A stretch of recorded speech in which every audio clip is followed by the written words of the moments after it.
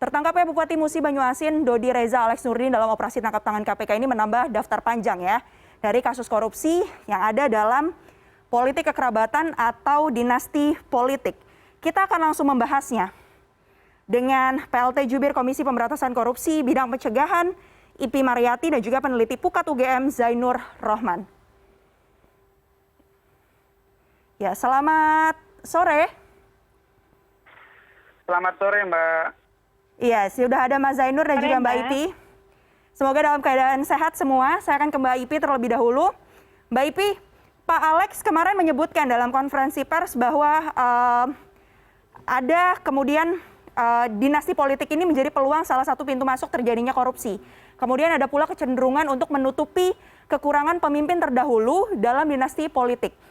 Sebenarnya boleh dijabarkan apa saja temuan penyidikan kasus OTT, terutama Bupati Muba ini yang mendukung pernyataan yang disampaikan oleh Pak Alex?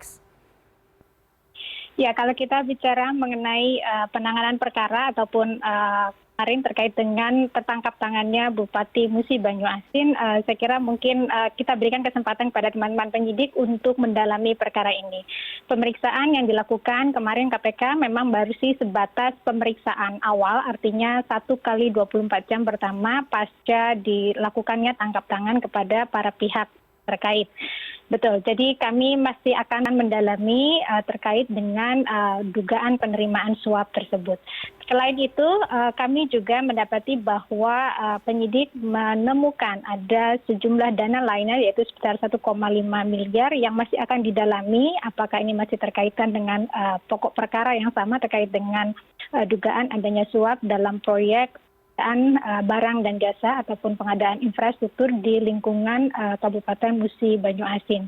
Jadi kalau kita bicara mengenai penanganan perkara mungkin kita tunggu karena pasti akan dilakukan pendalaman lebih lanjut oleh teman-teman dengan mengumpulkan keterangan baik dari para pihak terkait, saksi maupun tersangka dan juga alat bukti lainnya yang telah dimiliki oleh teman-teman penyidik ya. Oke, Mbak Ipi, ini kan bukan kali pertama ya KPK menciduk begitu mereka-mereka yang masuk dalam politik dinasti dalam kasus OTT. Kalau dilihat dari sejauh ini penangkapan yang ada, pola yang berulang itu yang seperti apa sih Mbak?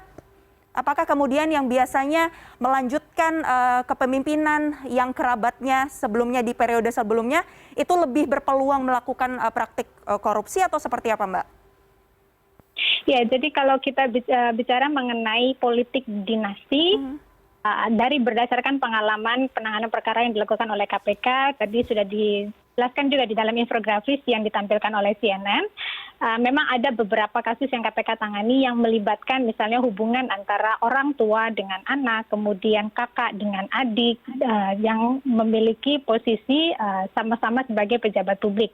Baik itu misalnya istri yang menjadi kepala daerah, kemudian suami seorang ketua DPRD misalnya, atau juga ada yang melibatkan kakak sebagai seorang pejabat publik, kemudian adik sebagai seorang pengusaha yang kemudian terlibat di dalam proses pengadaan barang dan jasa. Jadi kalau kita bicara mengenai politik dinasti ini kemudian yang KPK dapati adalah bahwa kondisi ini mendorong kemudian bagaimana terjadinya hubungan antara pejabat publik atau politisi dalam hal ini dengan pihak-pihak yang kemudian ikut terlibat di dalam proses ataupun penyelenggaraan pemerintahannya. Saya kira ini juga erat kaitannya dengan politik biaya tinggi yang saat ini memang praktek yang terjadi di Indonesia. Dalam benturan kepentingan dan pilkada yang KPK lakukan di tahun 2019 yang lalu terkait dengan pelaksanaan pilkada di tahun 2015, 2017, dan 2018, memang ada erat kaitannya dalam hal ini. Misalnya bagaimana lingkong ataupun konspirasi yang dilakukan misalnya pemilik kekuasaan politik dengan pengusaha.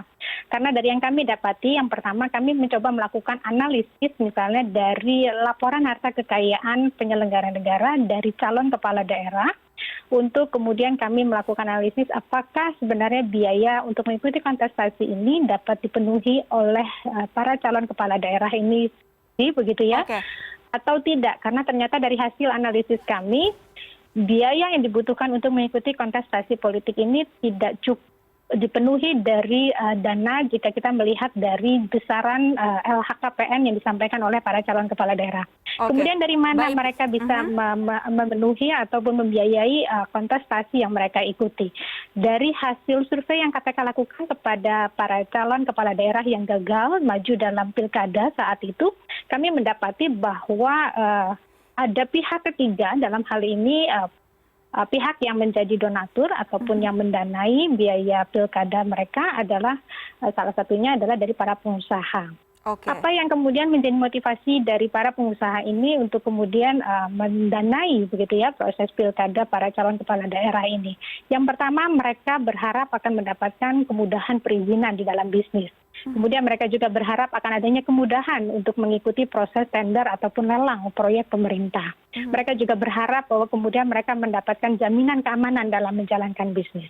Oke. Dan ketika kita konfirmasi hal ini kepada para calon kepala daerah yang gagal di dalam pilkada tersebut, apa yang mereka bisa berikan kemudian sebagai imbal balik ataupun balas budi ataupun balas jasa dari dana yang sudah diberikan sebagai pemenangan begitu ya di dalam mengikuti kontestasi. Mereka menjawab sekitar 85% Cakada ini menyanggupi akan memenuhi keinginan ataupun harapan dari para donatur. Jadi saya kira memang dari sejak awal komitmen ataupun proses transaksional ini sebetulnya sudah terjadi ketika seorang calon kepala daerah maju untuk pilkada yang didanai oleh pihak ketiga. Dan Oke, hal ini adalah Mbak para Ipi. pengusaha. Ya, Mbak Ipi, saya nanti akan bertanya lagi mendalami hal tersebut terkait dengan bagaimana sebenarnya tindakan ini sudah diketahui begitu ya oleh KPK, sudah dipahami polanya seperti ini. Tapi saya akan ke Mas Zainur Rohman terlebih dahulu.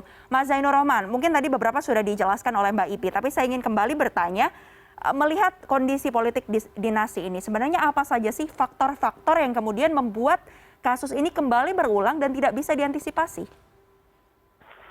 Ya, secara garis besar, politik dinasti itu menguatkan dominasi dari sebuah keluarga memegang kekuasaan di daerah.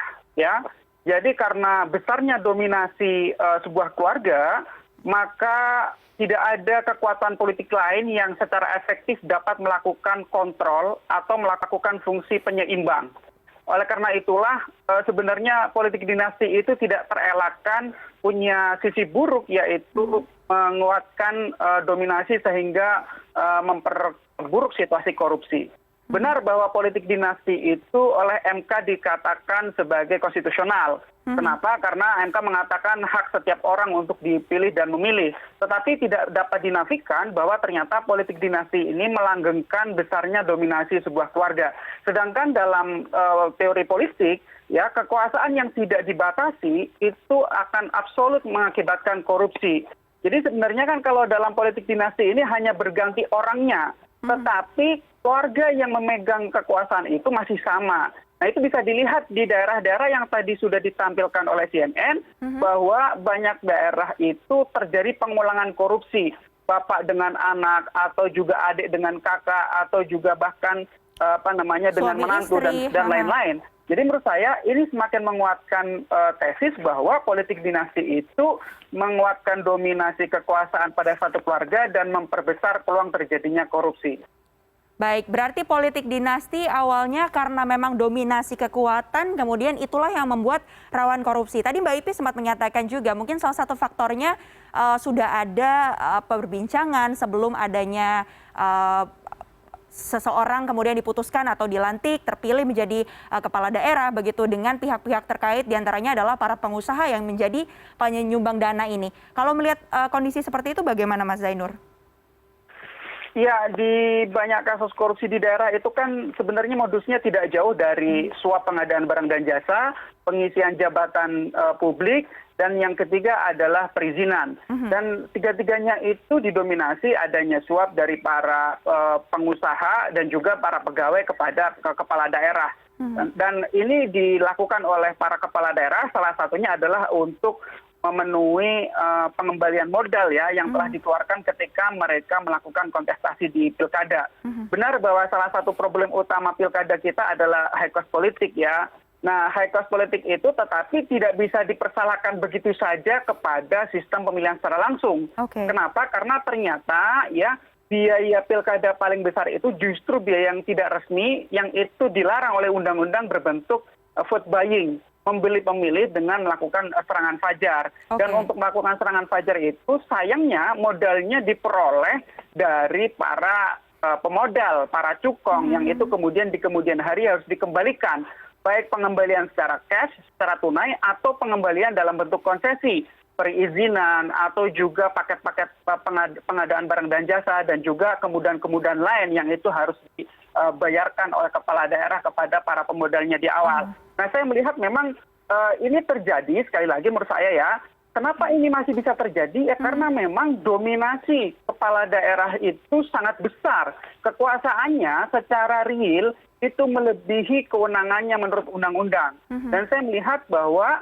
ini terjadi ya karena memang dalam politik ya, kekuasaan itu bisa kekuasaan yang memang formil maupun kekuasaan yang real. Nah, kekuasaan real kepala daerah itu jauh melebihi kekuasaan-kekuasaan yang dijamin oleh undang-undang. Nah, kita melihat kasus-kasus ini terjadi karena pengawasan atau kontrol dari pihak-pihak yang harusnya melakukan kontrol itu tidak berfungsi. Kontrol internal oleh inspektorat itu mandul. Kenapa? Karena inspektorat berada di bawah kepala daerah.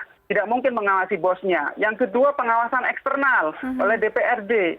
Jangankan untuk melakukan pengawasan, bahkan kadang-kadang DPRD itu justru ikut bersama-sama bermain dengan kepala daerah. Begitu juga dengan pengawasan yang tidak efektif oleh BPK, BPKP maupun oleh aparat penegak hukum. Mereka baru bisa melakukan pengawasan secara efektif kalau sudah terjadi perkara gitu. Itu berarti ya penyebabnya juga mengapa kemudian kasus ini berulang lagi gitu. Karena tidak adanya pengawasan baik dari sisi internal maupun dari sisi eksternal. Kalau untuk dari sisi internal, berarti perubahan sistem memang seharusnya bisa diupayakan ya Mas Zainur ya. Kalau dari sisi para kepala daerahnya sendiri atau para pelaku tindak korupsi ini, mengapa sih mereka masih terus melakukan itu padahal sebenarnya sudah berkali-kali ditangkap oleh KPK, kemudian juga sudah diumumkan, sudah diberikan hukuman, bahkan dalam kasus ini? Ya, sebenarnya kan korupsi itu karena adanya kewenangan yang besar, ya, minim adanya pengawasan, ya kan? Nah, oleh karena itulah masih kemungkinan bisa terjadi pengulangan adanya tindak pidana korupsi. Benar ada yang sudah ditangkap, dipermalukan oleh aparat penegak hukum, sudah ada di depan matanya contoh-contoh rekan-rekan kolega mereka yang menjalani proses pidana, tetapi tidak kapok. Kenapa tidak kapok? Karena kesempatannya masih tersedia dan juga kebutuhan untuk mengembalikan modal itu juga nyata. Sehingga menurut saya itulah yang menjadi insentif mengapa mereka masih terus melakukan korupsi. Jadi kalau dari sisi internal ya, dari sisi internal itu kan pengendalian diri agar mereka tidak tamak begitu ya. Tetapi mereka punya kebutuhan untuk mengembalikan modal. Dari sisi eksternal kesempatannya masih ada. Nah, kenapa kesempatan itu masih ada? Karena besarnya kekuasaan tidak diimbangi oleh pengawasan. Itu sudah pasti akan berujung kepada korupsi. Bahkan masyarakat banyak yang percaya ini kan soal orang apes atau tidak apes begitu ya. Kalau ingin disurvei secara menyeluruh seluruh Indonesia, seluruh kabupaten dan kota, mungkin ini adalah faktor dominan yang biasa terjadi dalam kehidupan sehari-hari penyelenggaraan pemerintahan. Bahwa misalnya paket-paket pengadaan barang dan jasa itu meskipun merupakan kewenangan independen dari UKPBJ, tetapi ternyata masih ada campur tangan kepala daerah. Meskipun perizinan itu sudah dilimpahkan sepenuhnya kepada DPMPTSP, tetapi juga masih ada cawe-cawe tangan kepala daerah. Meskipun pengisian jabatan itu sudah menggunakan merit system, tetapi ternyata juga masih ditentukan sepenuhnya oleh kepala daerah. Nah, ini kan kemudian sistem itu telah gagal untuk berlaku secara efektif sehingga mengakibatkan besarnya insentif untuk melakukan korupsi. Iya, saya akan ke Mbak Ipi. Mbak Ipi, dari data yang saya dapatkan ini KPK sempat mengusulkan agar pilkada ini bisa dibiayai oleh negara sepenuhnya. Menurut KPK, aturan apa yang sebenarnya harus dilakukan untuk bisa sama-sama mencegah praktik korupsi di dinasti politik? Iya, kalau bicara mengenai sektor politik, sebetulnya KPK memang sudah memberikan perhatian khusus, saya kira sudah cukup lama begitu ya. Dari sejak 2012, KPK sudah melakukan kajian sistem dan partai politik. Yang kemudian dilanjutkan dengan banyak kajian sistem lainnya sebagai upaya untuk perbaikan sistem, baik sistem politiknya itu sendiri maupun kepada partai politik sebagai institusi politik yang sangat penting dalam proses pemilihan pejabat publik begitu. Salah satu yang kami temukan kemudian memang persoalan integritas pada partai politik. Sebagai institusi politik, KPK bermaksud untuk melakukan penguatan kepada partai politik untuk kemudian dapat melakukan ataupun dapat dikelola secara profesional, secara baik dan secara bersih begitu ya, untuk menghasilkan pimpinan-pimpinan ataupun pejabat publik yang bersih dan berintegritas. Salah satunya adalah terkait dengan pendanaan. Ada 5 sebenarnya persoalan di sana yang KPK identifikasi selain persoalan pendanaan. Ada juga terkait dengan proses rekrutmen dan kaderisasi yang masih berlaku secara eksklusif dan penuh dengan nepotisme. Kemudian juga terkait dengan demokratisasi internal. Ya, bagaimana kita tahu misalnya dalam pemilihan calon kepala daerah ataupun calon pejabat publik yang akan menduduki jabatan-jabatan publik yang merupakan kader parpol itu kita temukan memang masih bukan hanya berangkat atau berasal dari kader-kader partai politik, tetapi kemudian hanya berdasarkan pada misalnya aspek popularitas dari calon yang kemudian itu diambil bukan dari proses pembinaan kader dari internal partai politik itu sendiri, sehingga kemudian proses penentuan itu berlangsung secara eksklusif, penuh dengan nepotisme dan tidak berbasiskan kepada kompetensi ataupun kapasitas dari calon yang cukup untuk dapat menduduki jabatan publik. Kemudian juga terkait dengan kode etik, kami mendapati juga bahwa persoalan integritas ini memang salah satunya karena memang partai politik belum memiliki misalnya standar etik yang tinggi, belum ada pengaturan terkait dengan penerapan ataupun penegakan sanksi etik, misalnya untuk para kadernya yang melanggar etik. Oke, berarti pilkada sebaiknya dilakukan atau dibiayai oleh negara ya, Mbak? Kemudian KPK datang dengan rekomendasi melalui satu buku panduan yang kita sebut dengan sistem integritas partai politik yang mengatur tentang 5 hal tersebut. Sejak 2016 kajian itu terus kami sempurnakan sampai dengan kemarin di tahun 2018 kemudian kami sosialisasikan mulai kepada partai politik untuk diimplementasikan.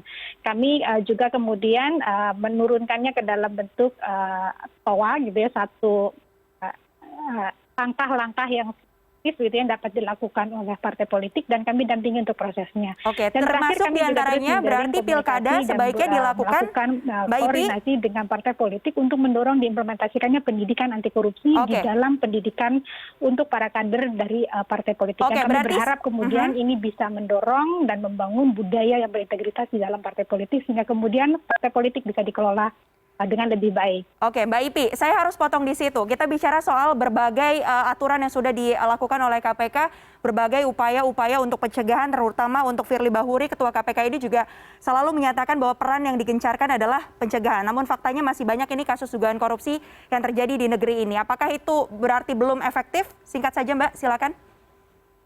Ya, saya kira keberhasilan upaya pencegahan korupsi tidak bisa bergantung hanya kepada KPK karena ini sangat bergantung pada komitmen dari kepala daerah dalam hal ini untuk konsisten dan memiliki komitmen kuat untuk melakukan upaya-upaya perbaikan.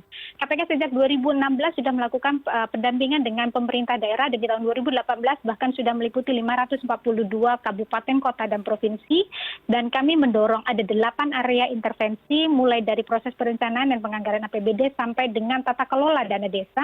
Yang ini semua kami petakan berangkat dari pengalaman penanganan perkara korupsi yang KPK lakukan. 8 area intervensi ini merupakan titik rawan korupsi di daerah yang kemudian kami dorong untuk dilakukan perbaikan untuk memperbaiki tata kelola pemerintahan daerah. Baik. Jadi tadi sudah disebutkan juga memang ada beberapa titik rawan yang Mas Zainur tadi sudah juga sempat sampaikan di sana. Dan disitulah memang salah satunya baik di sektor penerimaan daerah, di sektor belanja daerah, kemudian di sektor perizinan dan juga adanya benturan kepentingan dalam pengisian jabatan yang kemudian ini termasuk salah satu yang ikut berkontribusi di dalam terjadinya misalnya korupsi di dalam pengadaan barang dan jasa. Oke, berarti perlu adanya ya Mbak ya, perlu adanya pengawasan yang benar dan juga kepala daerah misalnya. Kemudian bisa diatur semua hal itu yang kemudian bisa membuat satu proses mekanisme PBJ yang dapat menguntungkan pihak-pihak tertentu termasuk misalnya salah satunya kepala daerah.